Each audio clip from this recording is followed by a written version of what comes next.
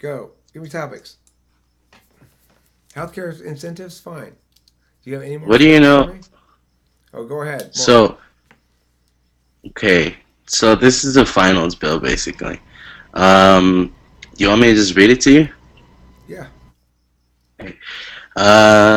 Section 1, the joint, it's called a bill to provide proper healthcare incentives. Section 1, the joint rule on incentives for non discriminatory wellness programs in group healthcare plans is amended to include the following language, quote unquote, no incentive shall be allowed which provides a financial penalty for any failure to correct any behavior or healthcare condition. Section 2, such penalties may include, but are not limited to, higher healthcare premiums for those who smoke, higher healthcare premiums for those who meet the definition of overweight or obese, or changes in coverage based upon the cessation of the above. Section 3, the Department of Health and Human Services, Labor, and Treasury, as well as the IRS, will oversee the enforcement of this joint rule. This will take effect at the end of the next Affordable Care Act open enrollment period. Okay. All laws in conflict with the bill are hereby declared null and void. Mm-hmm. So, what do you think about that? Okay. Well, it's got multiple possible angles with it, right? The number one angle is it's an attack on the Affordable Care Act because the Affordable Care Act legislatively uh, legislatively dictates, I think, ratios for smokers and non-smokers and stuff like that. Okay, so um, that's what it does. And if this makes that illegal and also concurrently renders null and void any law that has that, well, then that would render null and void the Affordable Care Act, which is dead in the water anyway, because the other possible angle you could take on this is the reality that those sort of differing rates for health insurance, given the fact that it's considered a tax to not get health insurance, and that the law is therefore is a tax that is applied uh, unequally to different people insofar as my healthcare is going to cost more, but the tax is the same. Okay? So fundamentally, the penalty, I mean, is a different tax for the same exact thing that's unequal protection under the law based on my behavior of smoking. So it's it's unconstitutional on multiple grounds. But the point is, this thing would eliminate that constitutionality challenge vector towards Affordable Care Act. So you could say, in fact, Senator, this bill is what will protect the Affordable Care Act because in order to pass this legislation, they will have to address the Affordable Care Act's contradiction to it in advance, thereby preventing the inevitable court challenge that comes on equal protection grounds. Um, you know, and thereby saving it. Because what you're arguing there in that case is, look, if we don't pass this bill, then someone will challenge the Affordable Care Act on this grounds and will win because it constitutes unequal protection under the law, rendering the bill unconstitutional and destroying the bill. This Ooh, prevents the bill from that's being destroyed, right? You could say that's that. very interesting. So that would be an affirmative argument, right? In favor of it? Well, I mean, I don't know. If you want to actually know all this stuff that I'm saying, you either have to take notes or rewatch the raw video when it goes up there because Well, I don't know. definitely. So Yeah. I don't know what's app or neg, right? So the other thing I would say about it is, uh, you say in the current system, smokers are quadruple penalized for their smoking. So it's or they first have to pay the actual just normal cost of it. That's a choice they make. That's fully consensual. Okay, everything else is non-consensual. Then cigarettes are taxed extra. They're taxed normal sales tax. They're taxed extra sales tax. Then you are taxed if you don't get health insurance. So you have to get health insurance. Your health insurance costs substantially more if you're a smoker. So society taxes you there for your purported risk of your to your health. Okay. Additionally, then when you uh, when you go to various places like anywhere, pretty much, a lot of cities will have no smoking areas, and you can get tickets. You get fined for smoking too. So, I mean, it just they already punished the shit out of it, right? Yeah. The health insurance premiums thing is unfair. You can't do that. It's not. It makes no sense. You can't single out a group and say you don't have rights anymore because we don't like your behavior. We don't like your vice. We think it's a vice. Keep in mind, while there's a clear and proven link between smoking and emphysema that is a real concern, and people should be concerned about it if they smoke for years and years and years, like me. The link between smoking and lung cancer is the percentage chance more of a smoker getting lung cancer over a non-smoker getting lung cancer is vastly smaller than you would think. So it's like for every one non-smoker gets lung cancer, 1.12 smokers get lung cancer. They make you think you're going to get it for sure, right? But if you actually look at the stats for the lung cancer thing, not emphysema, for lung cancer, your actual chances of getting lung cancer as a smoker are almost exactly the same as a non-smoker. That's called reality, looking at the data, versus and looking at data that is finding stuff it's the opposite of what it's supposed to find. That's a good indicator, right? When they struggle and they find little correlations. Oh, there we found. I think we found something. Oh, it's a ghost. It's very much like ghost hunters, right? You know how they go like, okay, search the film. Oh, what's that thing? Ooh, that might have been a spirit. I don't know what it is, so it must be a spirit, right? That's what the science in favor of garbage does. And the science that goes, actually, we really, really expected this and we found absolutely nothing. That's reliable.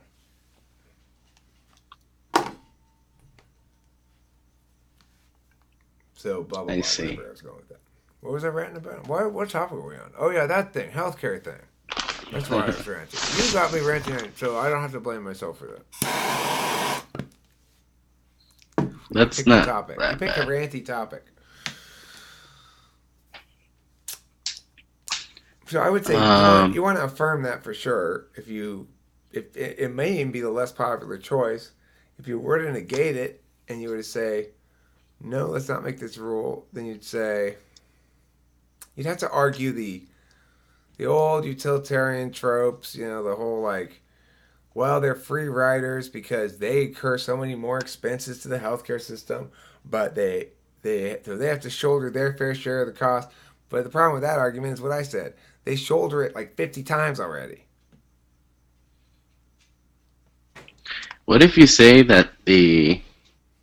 Oh, never mind. You'd probably need evidence for that.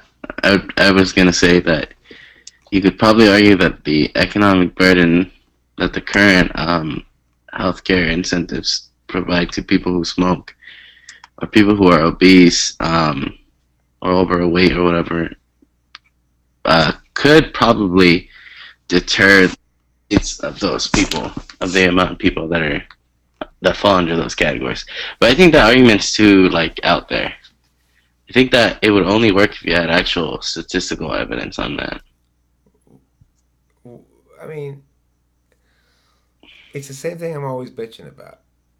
Everybody wants to say, but I bet we could single out this group though, right? And it's okay that they be not individuals who are human. No, it's not okay. It's not for overweight people. It's not for smokers. It's not for anybody. It's just not. So that's it. And we keep trying to medicalize shit, so that's gonna get us. That's gonna somehow excuse it. Like, no, it's okay. We can we can take away the liberty, rights, and dignity and freedom of fat people because we found a way to medicalize it. That's the goal, okay? The only possible goal of this. Nobody is actually seriously saying we desperately need to know this because I personally am waiting to make a decision about whether I want to eat more or less or exercise more or less until the science comes back to explain to me why I, in my current state, am not okay. Even though I feel perfectly healthy and I'm going about my life happily, there's something wrong with me because I might die sooner than otherwise. No, that's a wrong approach to life.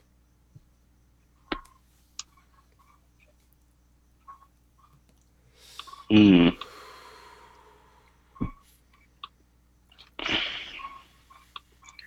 Interesting.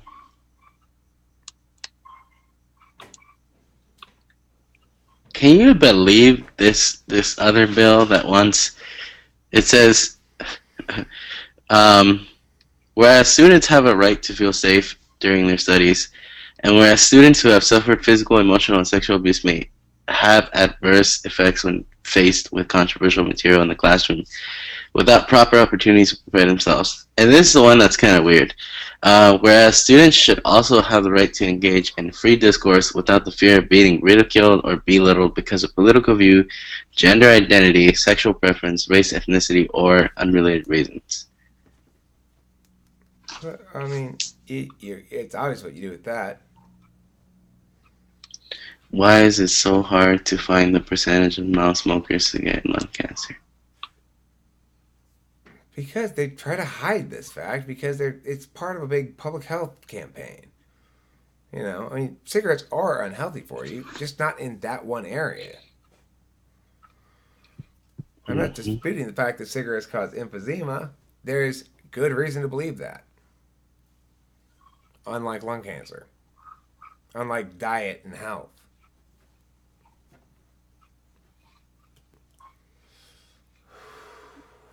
I certainly don't believe in any of that secondhand smoke bullshit. There's a slight correlation between if you smoke around your infant child a whole bunch, there's a small correlation to asthma in that child. Okay, fine. Don't smoke around your infant child, moron. I didn't go like, oh look, a newborn baby. Here's some smoke. No, obviously I Jesus. kept smoke completely away from my newborn child. Any sensible person would. Now, I don't think you need a scientific study to tell you that your coughing infant in the room full of smoke is somewhat not happy about it. Yep.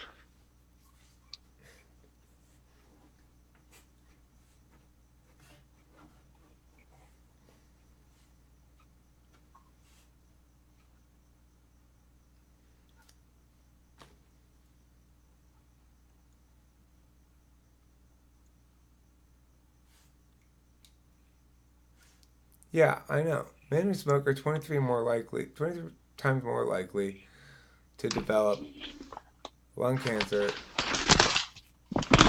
than men who than what? Than than zero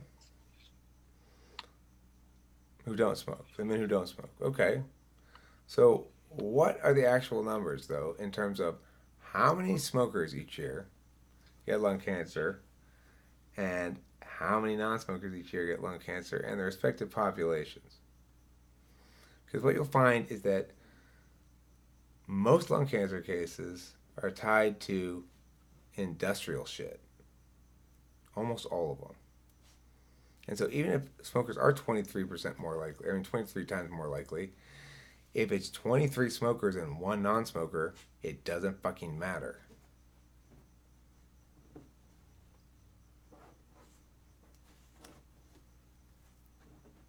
But most lung cancer, first of all, even if you can show that there's a correlation between smokers and between smoking and lung cancer, you can't show that in this particular case, the smoking contributed to lung cancer.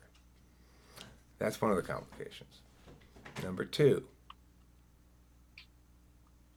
um, what about factors like air pollution? What about factors like, medicines, like inhalers and shit like that? steroid inhalers.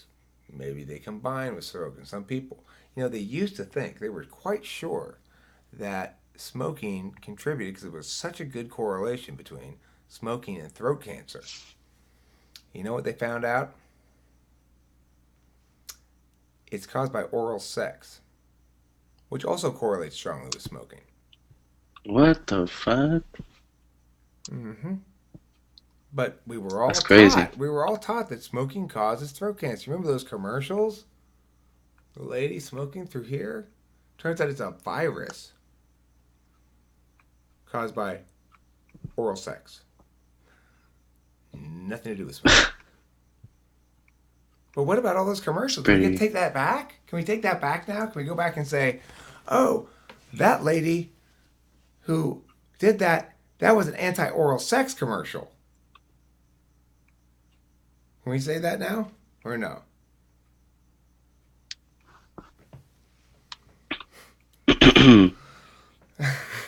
No, Lawrence, this is how you explain it to the girls. You go, yes, it can cause that unless you swallow. Then it's safe, perfectly safe. You just say that. It's the spitting actually that causes the throat cancer. It's a virus. It's like an STD, but it's not an STD. But it's, I don't know. I didn't get that deep into it, but it wasn't a big news story. It was big enough for me to find out about it, but it wasn't a big story because why? Well, it contradicts all the fucking public health nonsense.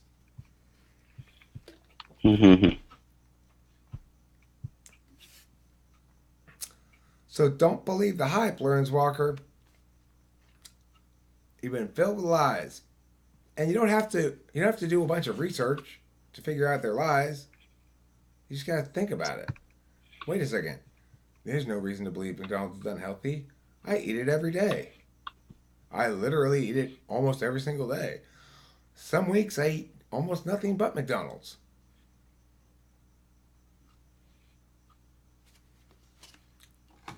What is he saying here? The oral sex comes from HPV, which leads to throat cancer. Okay, well, whatever. The point is, it's not cigarettes.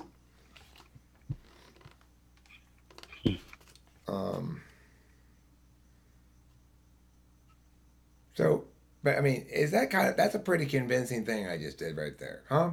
It kind of proved my point that our acceptance of medicalization of people's behaviors and identities is just a way to justify ontological and eventually real violence against them. I mean, what do you think all those extra cigarette taxes are? They're coercive singling out of me for no good reason except you don't like what I'm doing. But fuck you if you don't like what I'm doing. You don't have to do it. I'm not making you smoke. Yep. Okay. I didn't even know throat cancer was a thing. Everyone in the world who watches this video, remember that next time you hear something like this causes that. If it's trying to be scoldy and like nanny-ish and like eat your vegetables or don't eat McDonald's or don't smoke or whatever, it's just bullshit. Okay, so just accept that right off the bat. Oh, this is bullshit. Some nanny bullshit. Don't fucking internalize it, for Christ's sakes. Barry, you're wrong.